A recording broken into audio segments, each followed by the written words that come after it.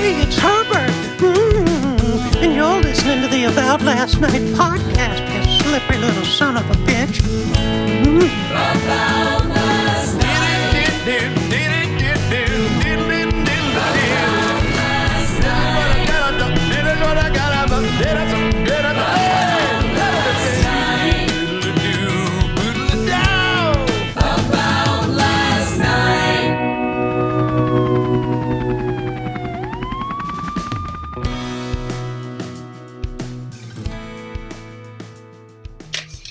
Yeah.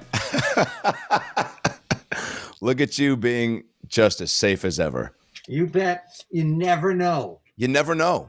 You never know how it gets to you. You know, even if you've, by the way, nice couch on a couch. I think we should immediately just address the decor of your background.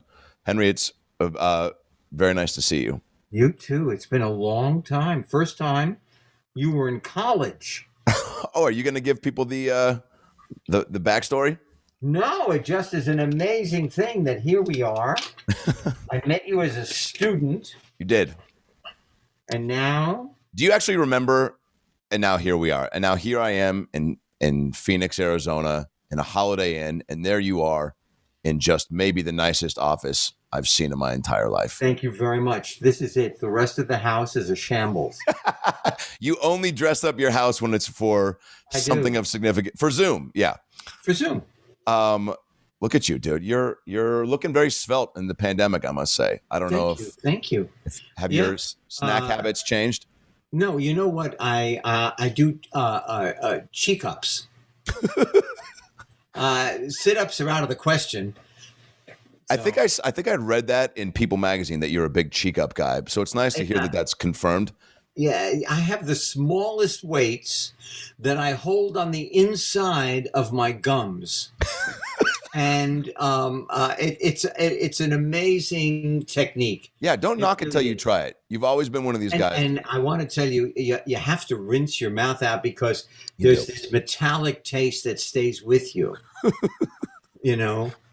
The first time we met, you walked into AEPI where your lovely and talented son, Max, one of my first people I met that I really connected with in the fraternity, because as you know, and as you said to me when you walked into the fraternity, had you been to a fraternity, by the way, prior to that? You weren't in one at Yale, were you? I was. No, I was in a fraternity at Emerson College in Boston. Okay. But they did not have houses. They had somebody's apartment somewhere in Boston. We took a meeting room, like one of the classrooms, and everybody drank beer. So all the brothers had their beers lined up, and I don't drink, so I had a glass of water. And the first 3 times they made fun of me, and the 4th time my glass of water was there lined up with the beer. And that's how we started every meeting. Holy shit! So they busted your balls about not having beer? What would you say? And then it became part of the tradition. That's incredible. Did you always have that kind of fortitude to stick to your guns and not, give in to peer pressure like that? Because I think most people would. You know what? I did, mostly out of fear. Yeah. But also, drinking does not make me feel good. Really? Not that even a hangover. I am so filled with energy that when I drink, I become like a wet noodle. So you do sober karaoke. Good on you. Thank you. Thank you. No, I appreciate that. That's a big move. So when we met, how are you? I'm great, Henry. I was in Australia for about 5 weeks. Doing this show, the Young Rock show that's coming out on NBC. I'm playing the Rock's left testicle. It's a stretch. I don't think it's not been portrayed before, so it'll be. I love that you're giving this moment everything it deserves. No, I'm trying to think of, is your character wrinkly or, do you shave? Are you going to have to, you're going to have to buzz your head. Really? Will they do it in prosthetics? Are you in a bag? Is there a sack involved? Truly giving it all the Hollywood angles. Yeah, that it no, it was great. Quarantining for a couple weeks. Are you actually from Arizona? No, I'm from Seattle originally. From Seattle, great city. Great city. When you went up there to do one of the your book tours with Hank. Is it the Third Street, the third place books, Street or the third place books? Henry, I can't tell you the amount of Jewish moms that were, that my mom was on the phone with, that were like conspiring about how can I get Henry Winkler to sign my cleavage. And I was like, I feel like I could send a couple texts. I don't know. I feel like it's one of those things that's going to have to. I never did that because I was always afraid that the Sharpie ink would get into the bloodstream. So I always stuck to paper. That's why? That's why. Wow. So you've just, a lot of rock stars, and I think we can put you in that category, would not be that conscious. I wish I could sing. That is one of my things. If there is reincarnation, if there is such a thing, I'm coming back as the boss who can sing like Sia and move like Bruno Mars. Oh, yeah, you ain't kidding. That guy, huh? I saw him at the Bowl. It's unbelievable. And Sia, I met in a Whole Foods. Of I course. was so excited. I lost my ability to speak. What were you shopping? What were you shopping for? What were you shopping for, and what did you? Okay. So what I would go for? No. Some kind of a foreign cheese. You're a big cheese guy? I am. Dude. Except that, too much cheese, you get gout. And that, your big toe, I can't even begin to tell you how painful that is. But do you ever get to a point where you go, God, it's worth it. I got another toe. Yes. You know what? When last night at 8:00, my wife and I went to someplace called Window. It's the American Beauty cheeseburger on 5th and Rose in Santa Monica or in Venice with grilled onions, and I paid. But was it good going down? Come on, you have to make room for those simple pleasures, especially. And I don't know if you're one of these people that does this when things are a little more uncertain and chaotic. Do you find yourself giving in to like stuff that comforts you a little bit more? Whether it's what I do, food mostly, and like Phoenix, I believe one of the greatest pizzas in America is Blanco. Chris Blanco. I do. Yeah. So the Pizza Blanco or Blanco Pizza, whatever, it may be one of the great pizzas of all time. You're not wrong about that. Also, and I think he just opened in LA, but of course he had to close because we are shut down now. There's nobody there, but there's somebody there, and I see ya. Hey guys, comedian Adam Ray here. Thanks for listening to the About Last Night podcast. I hope you're enjoying the episode, and I hope you're doing okay. It's a crazy, crazy time right now. And if you're a little uneasy, I get that. And I've also got the answer. Koi CBD. Say it with me. Koi CBD. Feels good. And it does feel good because I use all their products. I've been fucking with the fellas at Koi CBD since my circumcision. And I'll tell you this much. They're the best in the game, okay? Gummies, bath bombs, tinctures, joints, creams, oils. They got stuff for pets. Koi CBD has been giving the people what they need to feel better, to mellow out, to go to sleep right, to take away the aches and pains with the creams and oils. The bath bombs make bathing just the best thing ever. You get a little radiation high from the balms. I don't know what's in it, but fucking goodness and just all sorts of. It's amazing, okay? It feels like drugs. And it's not, because it's CBD. So, if you want to get these amazing products, and I know you do, because I got the Adam Ray stamp of approval, go to koicbd.com and put in the code ALN15 to get 15% off your first order. koicbd.com, the promo code ALN15 to get 15% off your first order. Do it today and start living and feeling the right way. And now, back to the episode. Let me ask you a question. Are Yeah. we on the air now? Yeah. Or is this recorded for another time? No, we're so what is it? This is recording for a post on Monday. We are live right now. You and I are actually talking. This is I am alive. That's true. And but it's going to be on Monday. So let me just say to everyone that is listening, or the person who's listening, how dare you? I would just like to say, I hope you are extraordinarily healthy, your family is healthy, and that you remain healthy. I love that. That is. Still, I'm having trouble with people who are thinking that the pandemic is a hoax. Yeah. It. I've been out here doing shows this weekend in Phoenix, and there are a handful of comedy clubs that are doing it right as far as adhering to mask protocols for staff and and you'd patrons. be funny in a mask. Are you funny in a mask? I'm not wearing one. You're spewing. Yeah. Everybody else is masked. They're back. They are far away. It's distanced. Their tables are spread apart. Are you funny at a distance? Oh yeah. I mean, look, you and I are thousands of miles away. I don't think I could be any funnier right now. Yeah, you know what? You're hysterical. I can't breathe.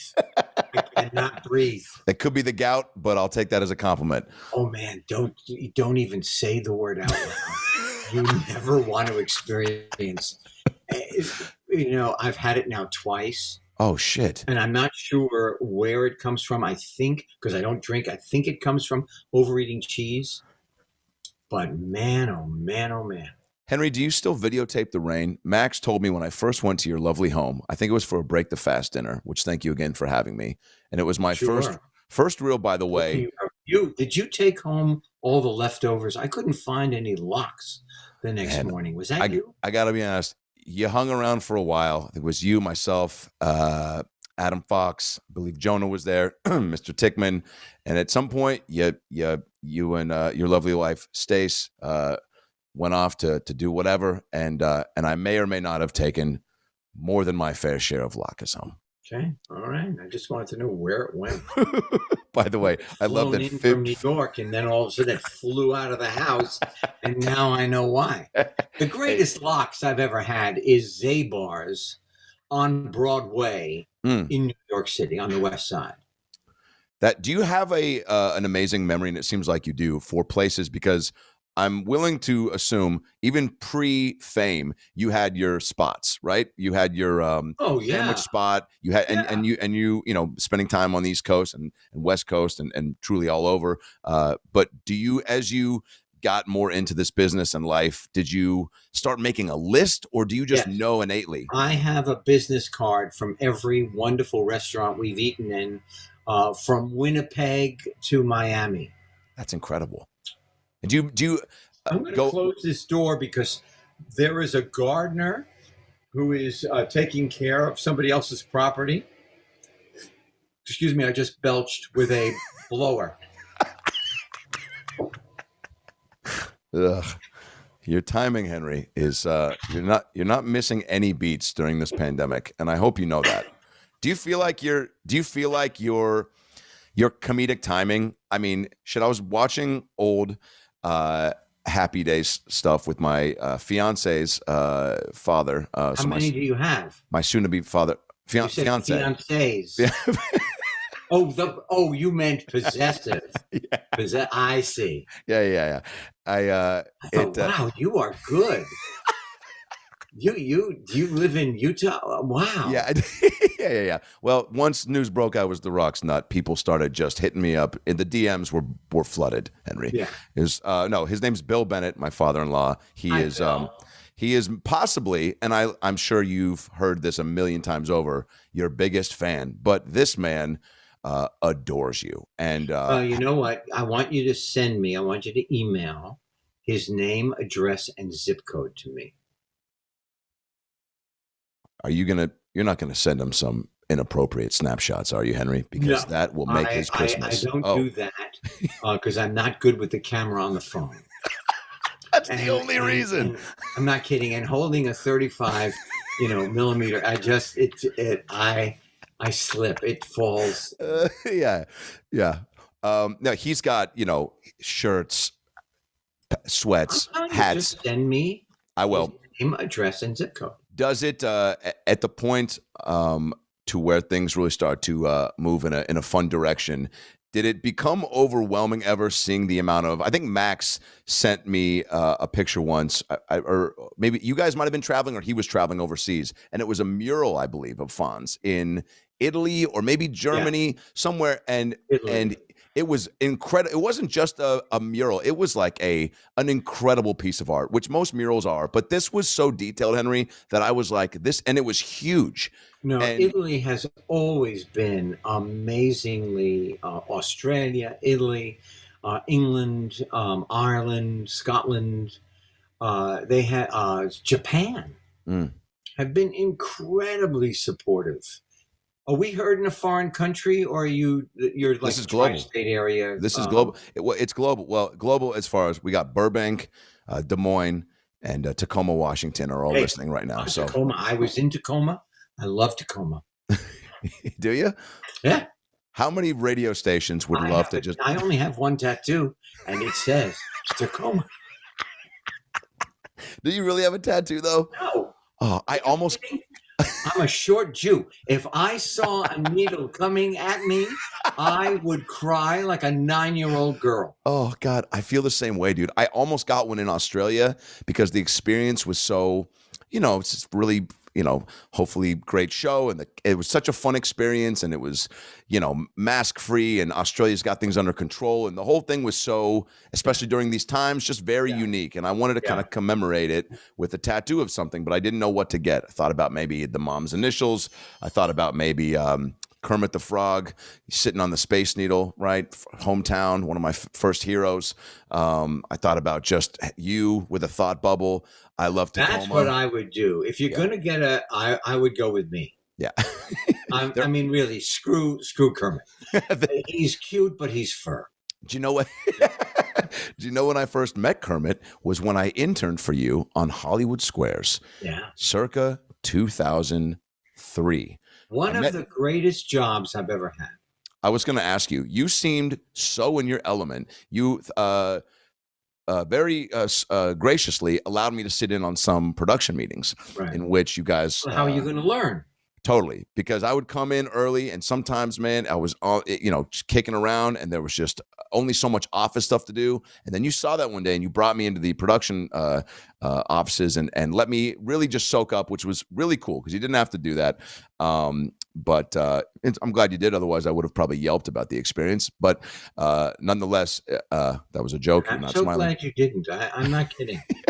But you were so kind to bring me into that world, and that happened again because when you walked into API with Max's Laundry, and I tell this story all the time because this is a quintessential Henry Winkler story, and I feel so honored, by the way, to have a relationship with you, and that you've been so gracious to me over the years with reaching out to you for advice.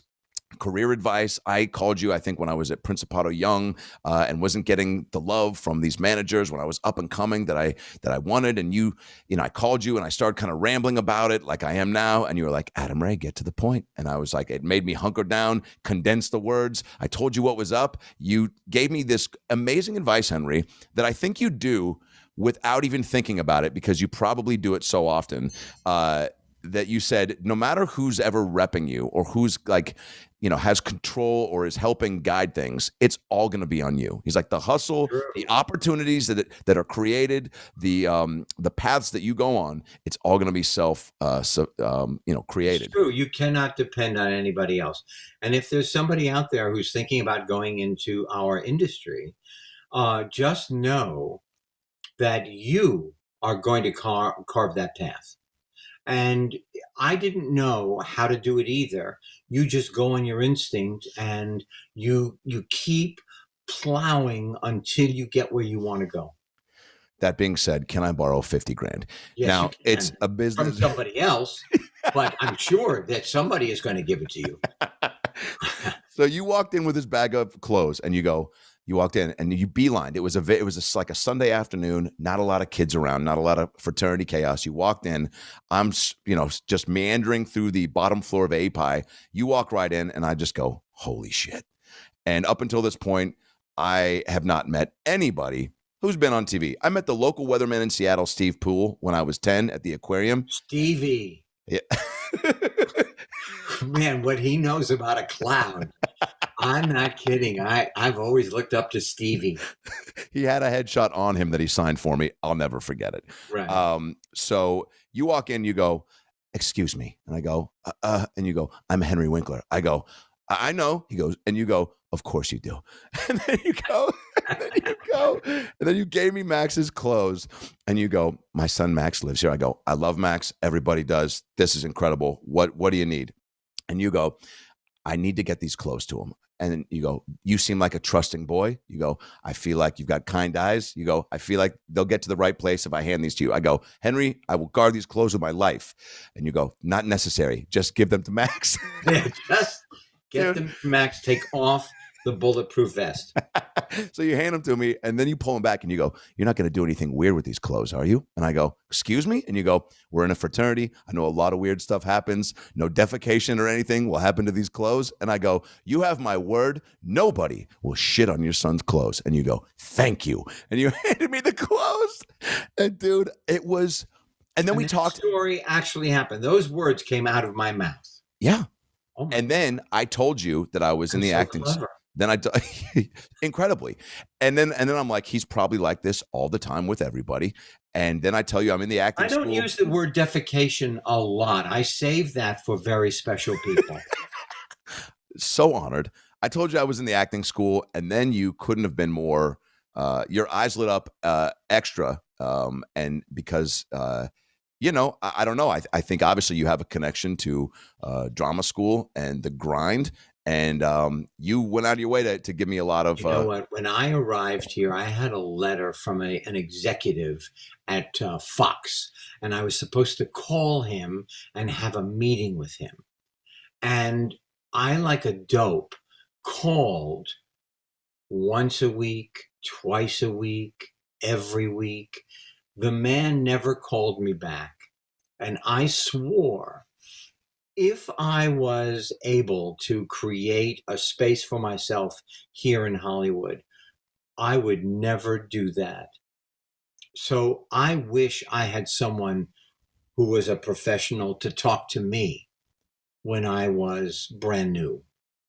And I guess that was my my mantra. So you spoke to my senior year SE acting class. I don't know if you remember that in 2005, and I'm sure you've done that. And I do. Yeah. With what was the fabulous dean, Italian name? Puzo. Puzo. Oh, I loved her. She was a sweetheart.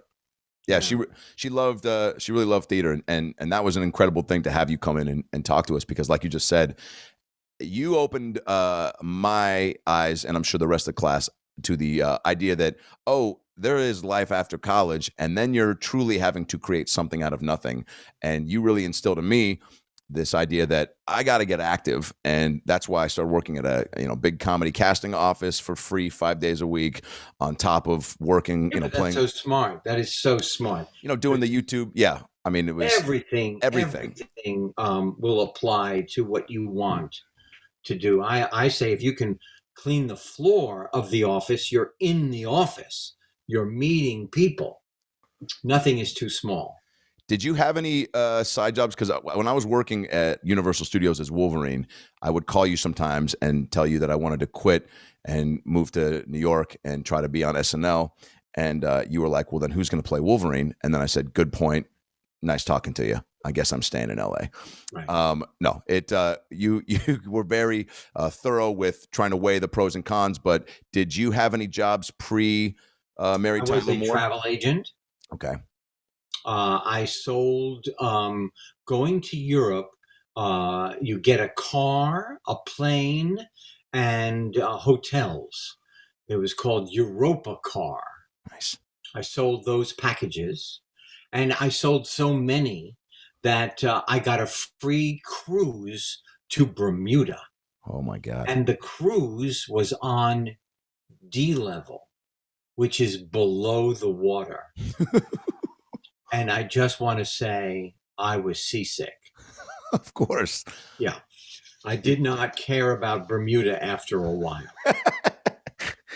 Did that, but that job, at least you were flexing the muscle of gabbing, right? And I mean, do you feel like you chose? Yeah, do you feel like you chose jobs? You say accents? Accents. Really?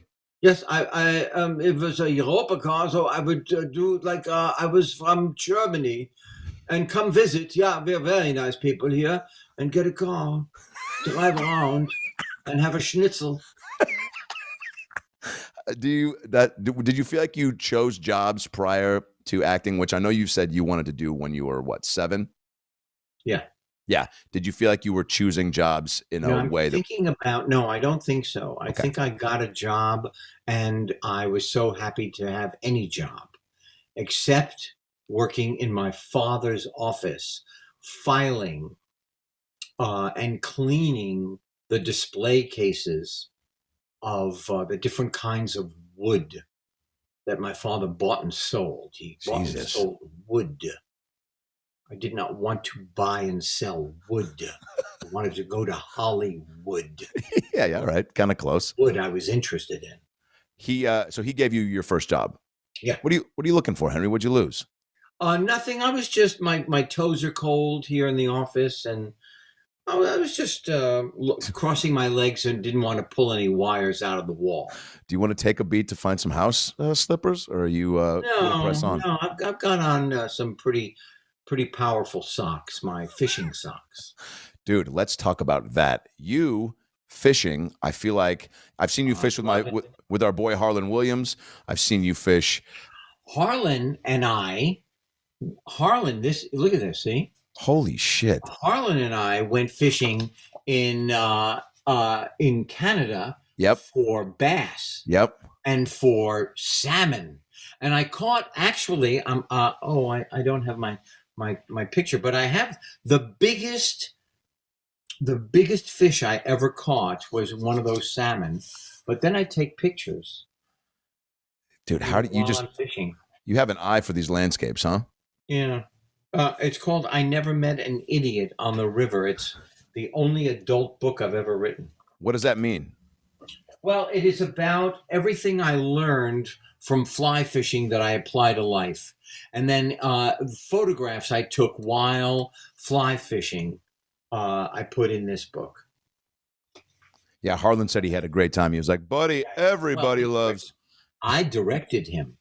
In what? In I think maybe it was the pilot, but it was a show that he was the star of. I directed an episode. This is my newest book, Alien Superstar. This would be a great Christmas gift for any child from 4th to 7th grade. Oh, break it down. What's it about? Do adults listen to you? Henry, our audience spans the gamut. We're from 17 to 75. Wow. 76 is all Joe Rogan fans. Yeah, I got it. Yeah. Boy, people just they give him a lot of stuff. Yeah. Joe. Yeah. But this is called Lights, Camera, Action: The Alien Superstar, and it's our second volume. It was just in Publishers Weekly. That's a big deal. As a great sequel. And this is can you give us a little backstory on the tale? So this alien has to leave his oppressed planet because at 13 they take his personality and they dial it down so that all the citizens of this red planet, they are kind of like, they don't make any trouble for the government. So his grandmother gets him into a spaceship that she builds. He flies across the universe, lands on Earth on the only address they know, the back lot of Universal Studios, where, and I don't know how this happens, he gets a job on a situational comedy as an alien because he's already got the costume.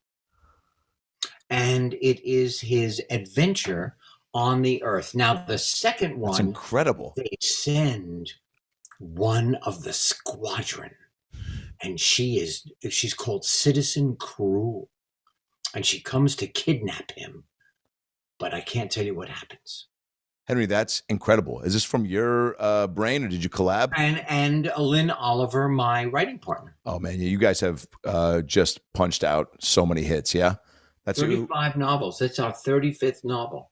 What is there? Is there a different joy that you get from writing a book than you do from acting and TV I am film? proudest of, outside my family, I am proudest of writing the books, because I'm dyslexic, and I never thought that I would ever be able to write a novel, let alone 35.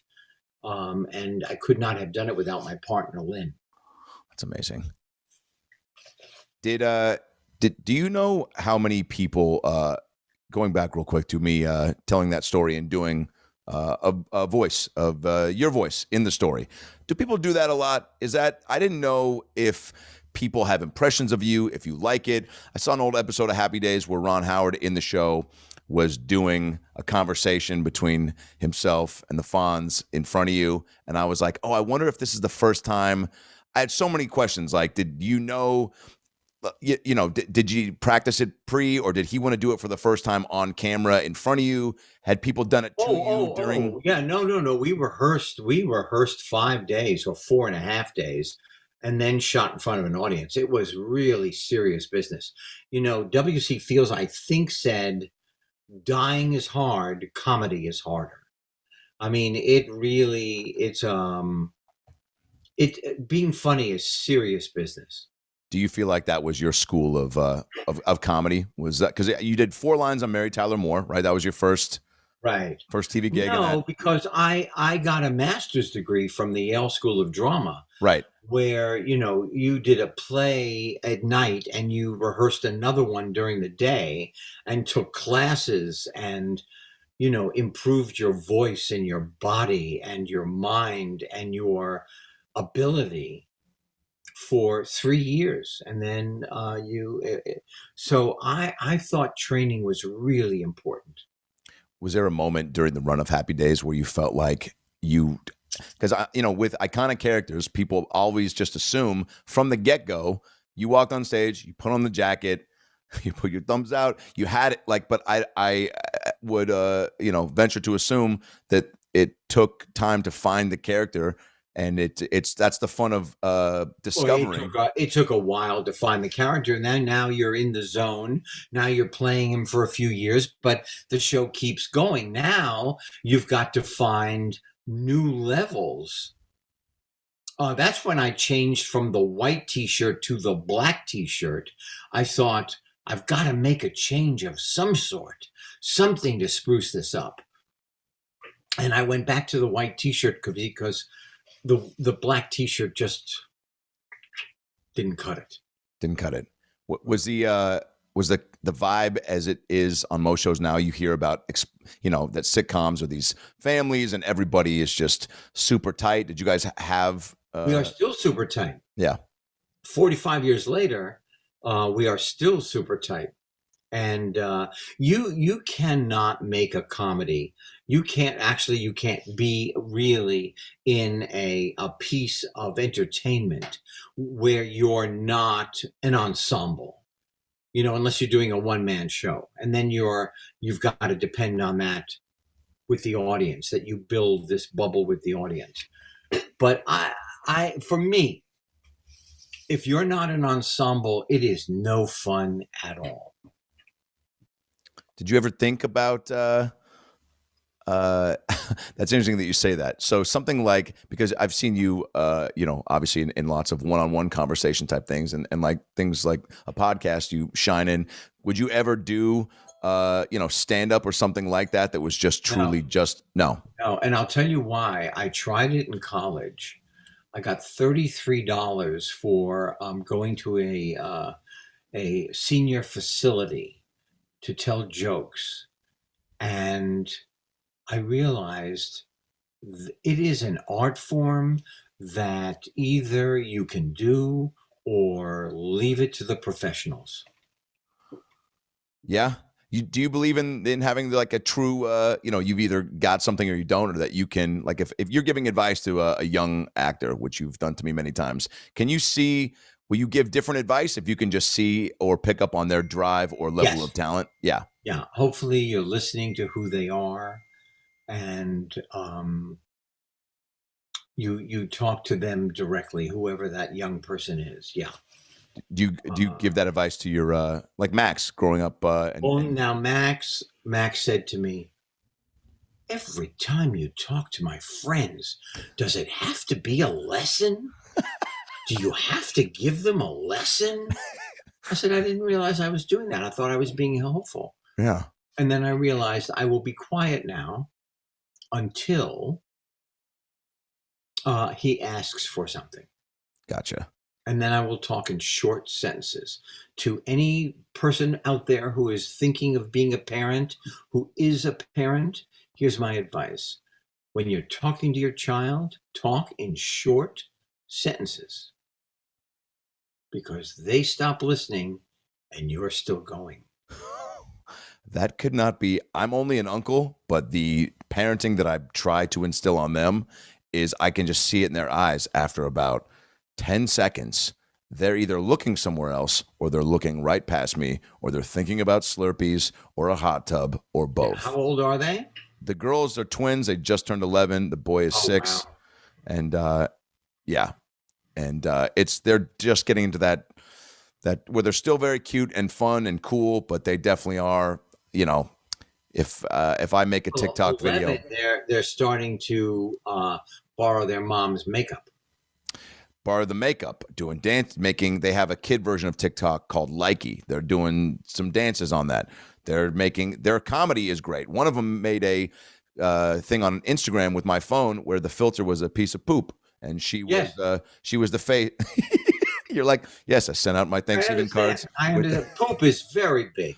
Poop is very big with grandchildren. It's not going anywhere. My daughter came over on Thanksgiving and said, Papa, you don't have a TikTok?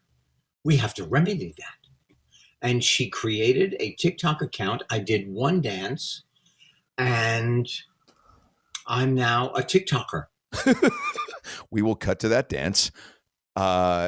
Did she give you advice? Are you down for staying connected like that, or are you just like, you know what? I love Twitter. Yeah, you do. I'm a Twitter person. I enjoy it. I like it. I want to get a gauge on if you think what my niece did with this poop filter was funny. She put her face in the piece of poo, and she goes, "Look at me. I used to be a pickle."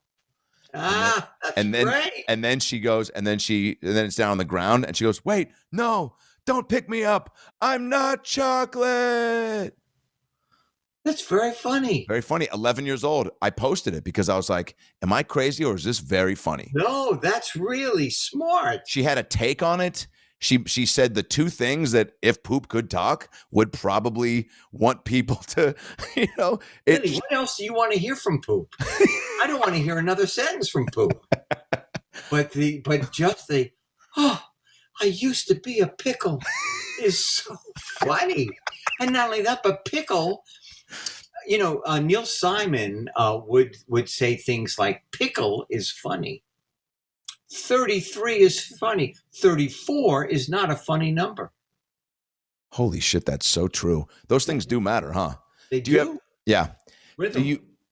How much do you obviously and first of all, winning an Emmy? I don't have much more to say here. Yeah. A few more minutes. Yeah, we good? Yeah, we're good. Okay.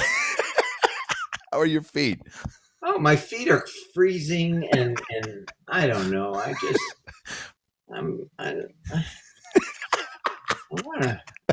thinking about a bialy toasted with butter.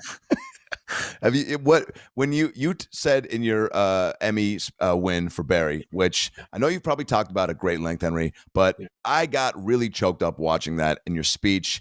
Not only watching you and knowing you, and just your body of work and how much you've made people laugh and smile over the years, 10 times over, and to see you up there and to see genuine joy through your body and your face. And to see people stand up, I was like, that's what really got me, is seeing the amount of adulation and support and love that I know exists around the world for you. But to see it in that room and the way they cut around to it so dramatically. I was so crazed. I did not see it until I watched the playback. I did not see them. I did not.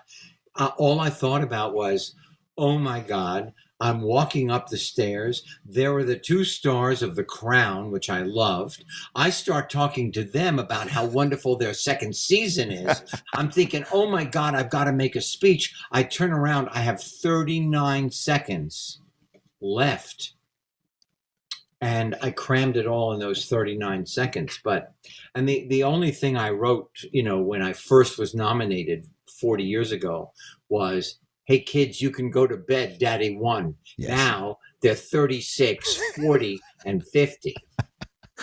That was so sweet. Did you get, did you stick around for that after party? I'm sure you had to, right? Sure. Yeah. Absolutely. Do you have any? I think you gotta participate. And it was like, I heard about it. I've never gone to an after party before. It was a lot of fun. People assume Jeff Daniels, who I love as an actor. Yes. People assume that people at your level know everybody. Did you have people come up to you? We don't know everybody. I'd like to know Adele. Please write that book just about you trying to track down Adele for a year. Maybe it's a documentary. We follow you. What? I'll tell you. What do you love about her? I don't know much about her. I just her voice. I mean, her albums you can listen to them every moment of every day, I think. What do you think that you would, in meeting her, do you think one of your opening lines would include, I directed Cop and a Half? No, I think the first thing I would say to her is, I adore you. I directed Cop and a Half. Henry, I told you that probably the second time we were around each other, because that movie is in my top 10 comedies of all time. Oh, wow. You're welcome. I fucking love that movie. Excuse my language. No, the kid is amazed that you just said that. I'm covering my ears. The kid is brilliant. Bert, the chemistry, it was the first time. Bert was, you were not supposed to talk about the dead, bless him, and you're only supposed to say nice things. Yes. He was nuts. Okay, moving on. Yes. Let me just say that of movies that I made, I love The Water Boy. I love Scream. But Night Shift still holds up. Yep. It was Michael Keaton's first movie, and the one that I made with Kevin James. Here Comes the Boom. I really enjoy that movie. How many of your movies do you go back to watch? Click? I saw you at the Click premiere. Click. I like Click. I enjoy. I still carry with me in my wallet, which is green, which is my favorite color. But I have in my wallet Adam Sandler's PIN number? A water trick that I did in Click. This is amazing. You're about to do it, aren't you?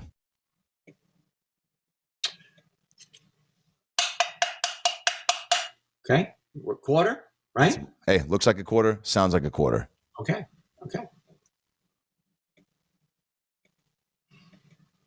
I have to concentrate.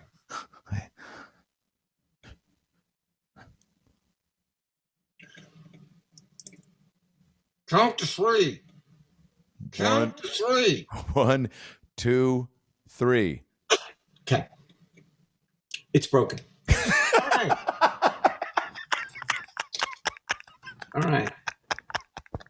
There you go. That's the kind of magician I am. I do carry it in my wallet, and now I don't. Because the damn thing broke. I was going to ask to hire you at my wedding. I feel like now I can ask for a discount. You can. I'm a great MC. I bet you are. Let's do the bunny hop. Do they still do the bunny hop? You as a bar mitzvah DJ has to happen in some film. Oh my God. Okay, everybody, turn off the lights, please. Put on the glow lights. Here we go. Put them around your neck. Yeah. All right. A little glow light necklace. You have all these asides and throwaway lines, but you're supposed to be, hyping people up into the mic. But yeah, here we go. We're having a good time. Hey guys, Adam Ray here for the About Last Night podcast. Hope you're enjoying this episode. Obviously, it's a very difficult time for everyone right now. We're all challenged in finding a day-to-day routine that makes our lives consistent and awesome. And if there's something that's interfering with your happiness right now or preventing you from achieving your goals, BetterHelp Online Counseling is there for you.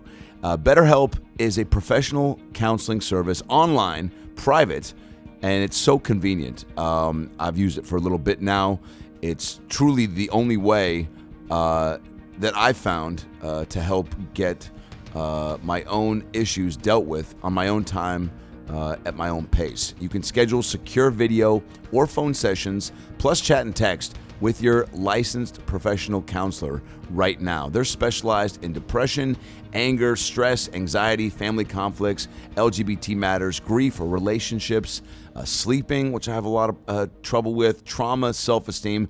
Anything that you share with them is confidential. And guess what? If you're not happy with your counselor for any reason, at any time, you can request a new one for no additional charge. There's 3,000 U.S. licensed therapists across all 50 states, available worldwide. And again, there's 4 ways to communicate with them: text, chat, phone, and video. You can start communicating in under 24 hours. It's available on any desktop, mobile web, Android, and iOS apps. Schedule a video or phone session, generally weekly, unless your therapist schedules more. Unless you just are really not sleeping and need to get some additional chats in. There's broad expertise in the network, which may not be locally available in many areas. Financial aid is available for those who qualify. It's secure, it's convenient, it's professional, and above all, it's affordable. All right, it's truly the most affordable option I found. So right now, all ALN listeners are going to get 10% off your first month with a discount code About Last Night. So why not get started today and start making some changes for the better in your life? You deserve it. So go to BetterHelp.com/AboutLastNight. Simply fill out a questionnaire to help them assess your needs and get matched with a counselor that you'll love. That's BetterHelp.com/AboutLastNight. BetterHelp.com/AboutLastNight and get 10% off your first month with promo code About Last Night. And now back to the episode.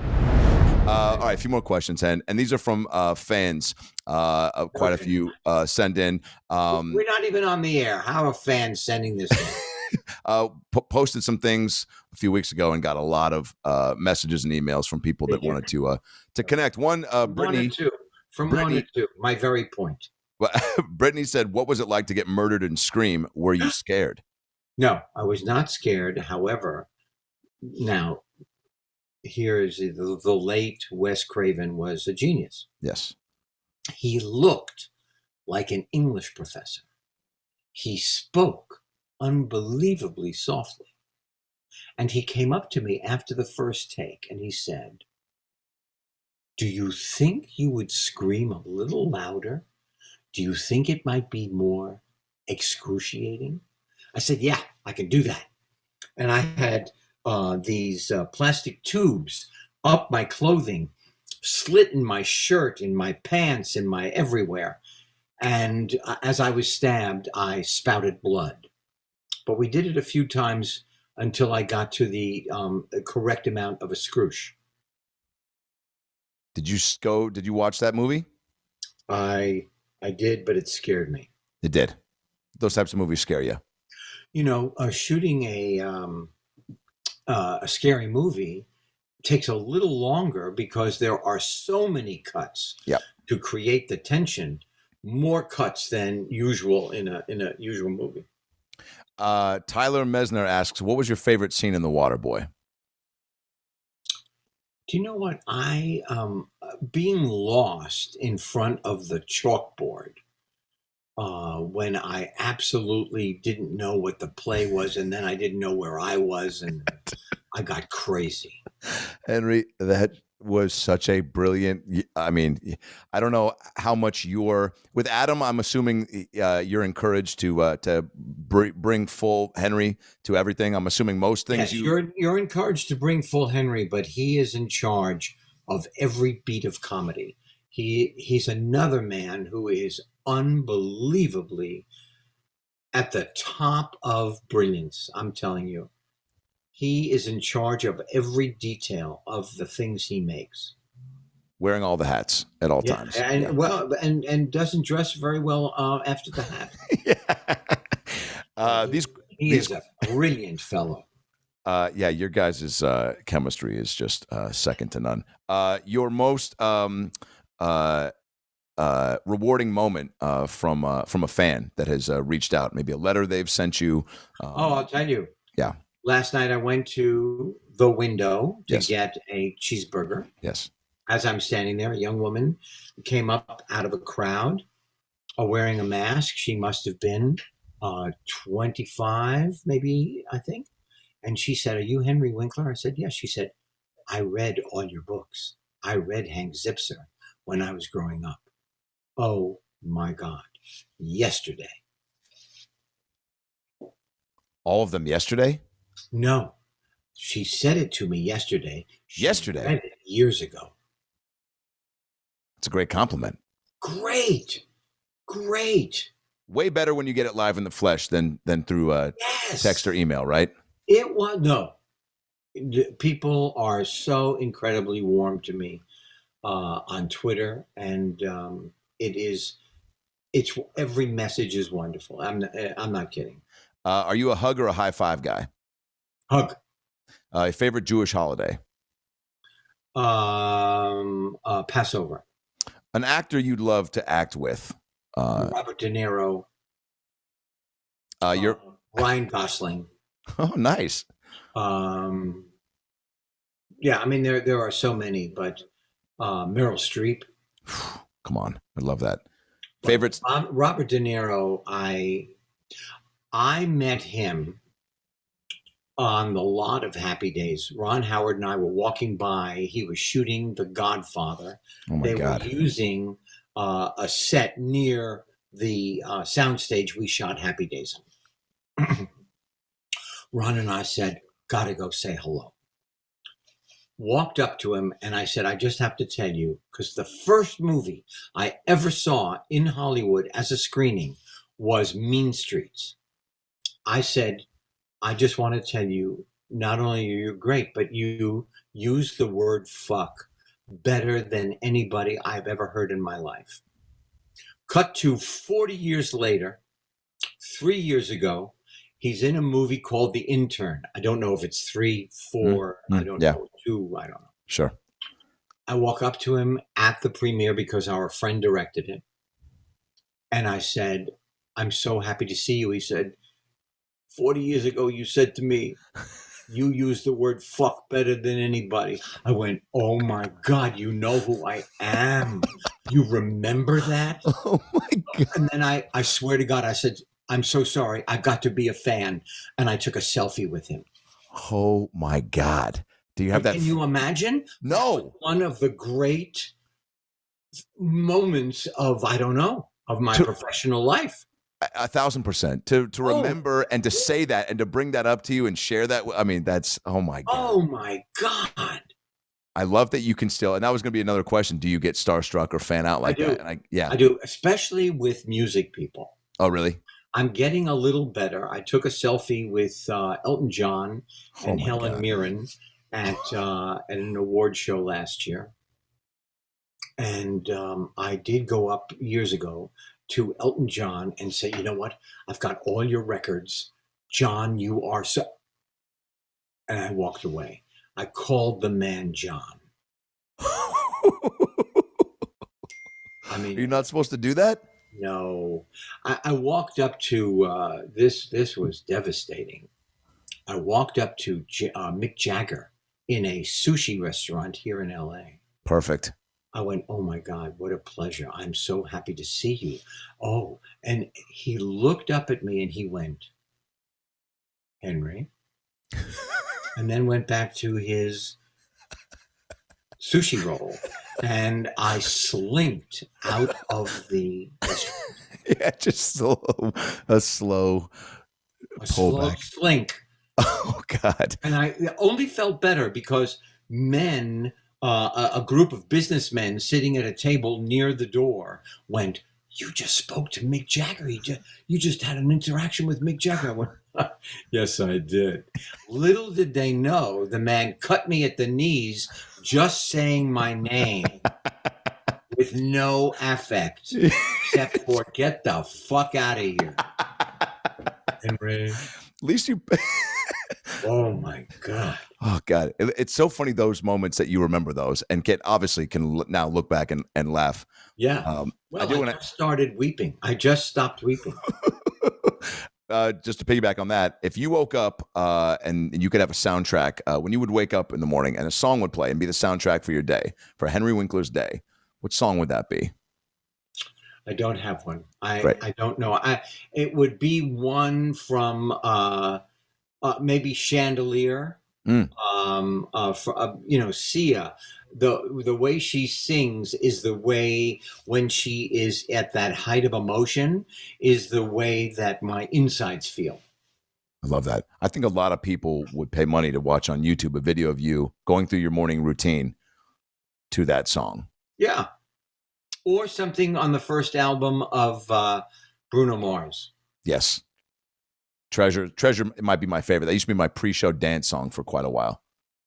Oh my God, what a talented human being. And Jewish. Who is? See? Bruno. Wow, I didn't know that. Now you I do. didn't know that. Yeah. Wow. I met him. I have a picture signed that I have up in my office upstairs. Do you just have is the office just shrined out? I mean, do you have memorabilia? No, it isn't. It has little rocks that were painted in 1983 by my children. Adorable. Like turtles. I love that. And one of the rocks is pasted on a felt outline of a turtle. Okay. With a shell. I love that. So I have a lot of those in my office. And I know you have one of the 5 Fonz jackets, correct? I do. Yeah. That would have been, I think you had to have that. Funny. I did a talk show with Jimmy Fallon, Zoom. Yes. And he wanted things like show and tell. Okay. And I held up the original jacket from the Lords of Flatbush. Holy shit. That I wore in the Lords of Flatbush. And all of a sudden, a few days later, I got an email from the director saying, I have been looking for that jacket 40 years. You took it. I did not answer. He just goes, Henry? Yeah. And you're like, oh, shit. Hey, you and Mick. Henry, this has been just incredibly special, and having you in my life, and I think again, Are you saying finally I can stop talking? Yes, but I do want to tell you, you've been so gracious with your time over the span of our friendship, and I do want to tell you one thing that you probably, again, because you've done it so often, don't remember, but I tell this story as well because it's another story that was so integral to my life and my journey, and it was when I booked my first TV job, which was According to Jim. I was a guest star. I don't know if you remember this. That was Jim Belushi? Correct. I don't know if you remember the voicemail that you left me, but I want to give you some context to the moment. I'm pulling up to the CBS Radford lot, okay, in my Ford Escape that is being held together with bungee cords and duct tape, okay? Right. I'm working at Universal Studios still. I was going there the next day to host the Fear Factor live show and then spend the other half pretending to be a fake New York cop from the 1940s, telling people where the bathrooms are and how much popcorn costs. Here I am, though, pulling up at CBS Radford. I've got fat suits and puppets in the back of my Ford Escape because I'm also shooting YouTube videos on the weekend. I'm nervous. I'm thinking about my lines. I'm panicking. Live audience. I've only done stand-up a few months. This should be easier than it feels like it's going to be. Security guard holds up the fat suit and puppets as I'm waiting to be checked and just goes, let me guess, you're single? And I was like, this is not the type of confidence boost I need right now. He lets me go through. I had called you to ask you for advice. I just was like, you know what? Who could calm me down better than somebody who has crushed this genre and is so giving with their time? I'd called you. Went to voicemail. I left you a voicemail. You had called. I missed it. And I had a voicemail and I play it as I'm pulling into CBS Radford. I'm listening to your voicemail and it goes, Adam Ray, Henry Winkler. Congrats on the job. You're going to be great. Treat Mr. Belushi like an emperor. Okay. But you're not there to fill space. You're great. They booked Adam Ray because they love Adam Ray. They need Adam Ray. They want Adam Ray. If you think of something funny, say it. Don't be there to fill space. You are good too. If you think of something funny, say it. All the best. Close the phone. I pull in. I'm like, fucking, I got this. I can't even tell you how much that turned my entire mentality around. Get on the set. I've got 3 big scenes. It's a season premiere. First 2 go great.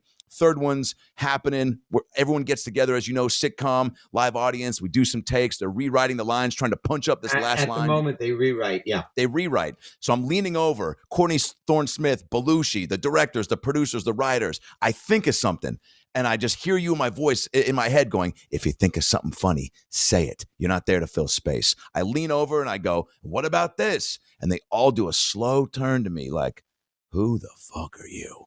And they just stared at me, and I heard you in my head go, swing and a miss. And then I called you and told you that. And I go, Henry, I pitched them a line, and they all looked at me like I was crazy. And you go, well, it's got to be funny. Yeah, but you know what? I swung and I missed so many times. And then there are times when you swing and you knock it right out of the park. Right. You just keep standing up and try again. That's great advice. Yeah, because I grew in that moment. If I had not tried, I wouldn't have been confident to maybe do it again. Absolutely. Yeah.